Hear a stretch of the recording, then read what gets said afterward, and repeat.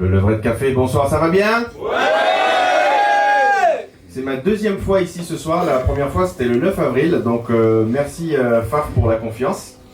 Et on va planter tout de suite le décor par applaudissement parmi les hommes ce soir. Lesquels parmi vous ont un médecin traitant femme? Comme on dit, ça réduit le champ des possibles. On va gagner du temps. Et du coup, par applaudissement, je me tourne vers toi. Est-ce que tu trouves ton médecin traitant... C'est madame à côté? Est-ce que tu trouves ton médecin traitant mignonne ou jolie? Non, mais il n'y a pas de question piège. On est entre adultes et c'est que de la bienveillance ce soir. Voilà, c'est pour planter le décor. D'accord? Bon, ben voilà. Elle est mignonne? Ok, bon, ben c'est dit. Mais moi c'est pareil, mon médecin traitant, elle est jolie. Voilà. Donc je vous donne le décor, consultation, je me rends chez elle. Et j'avais décrit des douleurs dans la cuisse. Donc elle me dit, bon ben, enlevez le jean, enlevez le haut, les chaussettes et allongez-vous. Voilà, c'est le décor. Donc je m'allonge et tout, et elle commence à me palper un peu partout. Donc elle commence aux chevilles et tout, et elle remonte comme ça, le long des mollets, les genoux, et puis par intermittence, elle me fait et là, vous sentez quelque chose? Alors c'est un sketch, hein. Et là, vous sentez quelque chose? Alors, faut avouer les mecs, que nous, dans ce genre de situation, on est cons. Pourquoi on est con? Parce qu'on a tout notre imaginaire de film porno qui se télécharge en 9G. Ah, des fois, le réseau, ça fait du bien. Et ce qui se passe, c'est que voilà, on est des créatures faites de chair et de sang. Hein, ça nous arrive aussi. Et nous sommes capables de sentiments, de ressentir des émotions. Oui ou non? Voilà. Donc, oui, on se met à bander. Voilà. Mais alors, mesdames, il faut que je vous précise quelque chose. Et messieurs, vous allez confirmer. Dans un monde aussi fake et hypocrite que le nôtre, une érection, il n'y a rien de plus spontané. Oui ou non? Oui. Voilà. Les mecs peuvent que confirmer. Voilà. Et en parlant de spontanéité, il y a des situations dans la vie où on a du mal à l'être spontané. Par applaudissement et par souci de discrétion, comme ça on va pointer personne du doigt, je peux même me tourner, voilà. Par applaudissement dans cette salle, s'il y a des hommes qui ont vécu le dépistage du cancer de la prostate, manifestez-vous.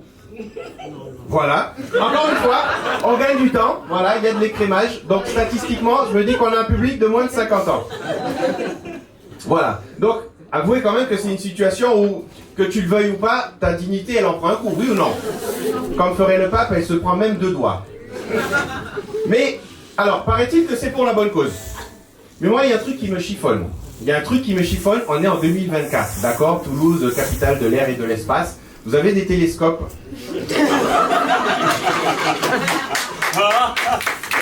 Non mais, cette chute, n'importe quel ingénieur, il aurait pu l'écrire.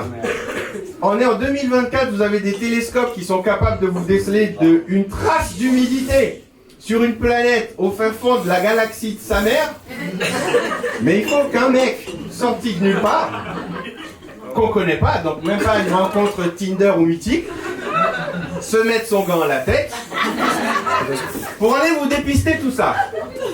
Alors moi je dis pas non, mais vous verrez peut-être que dans 2 ou 3 ans, vous aurez un illuminé d'écolo qui va dire non, les gants à latex, c'est pas bien, les ours blancs s'étouffent avec, et hop, on va nous bannir ça, et le mec il va procéder sans gants. Bonjour le malaise. Je vous laisse juste imaginer le truc. Sans rentrer dans les détails parce qu'il y a des gens qui mangent et je respecte ça. En plus au premier rang, si tu vomis, t'as vu, pantalon blanc. Voilà. Donc à propos de malaise par contre, hein, pour des questions d'équité, messieurs, est-ce qu'on peut aller taquiner les dames aussi ce soir? Oui. Hein, vous attendiez que ça, hein. Alors mesdames, applaudissements ou pas, si lorsque vous avez rendez-vous chez le gynécologue et que vous n'avez pas pu... Ah ouais, non, laisse tomber. Et que vous avez rendez-vous chez le gynécologue et vous n'avez pas pu passer chez l'esthéticienne la veille, par applaudissement, malaise ou pas? Je sens pas l'énergie, là on la refait. Par applaudissement, malaise ou pas? Amen. Voilà.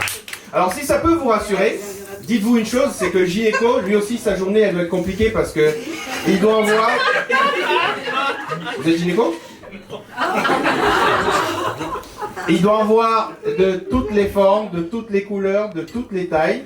Mais alors, c'est censé être un professionnel et il est tenu au secret médical. Sauf erreur de ma part, n'est-ce pas? Mais par contre, mesdames, de vous à moi, vous n'êtes pas avec lui le soir, quand il est au bar, à l'étage, au levrette de café, en train de raconter sa journée de boulot avec ses potes. Oh putain, Audi. Oh, ce matin, au cabinet, j'avais une gonzesse. Je te raconte pas l'avion de chasse. On aurait dit comme dans Top Gun avec le Tom Cruise. Et elle était comme ça devant moi. J'avais qu'une envie, c'était de lui beurrer le millefeuille.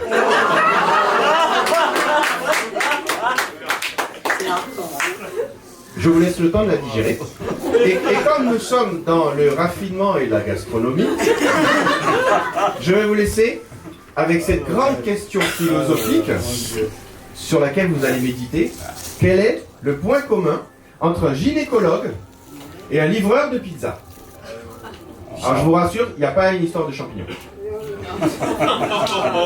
Je donne ma langue au chat. Ils peuvent la sentir sans la toucher, un peu comme ça. On a écrit le sketch ensemble. Vous pouvez la sentir, mais vous pouvez pas la bouffer. Voilà.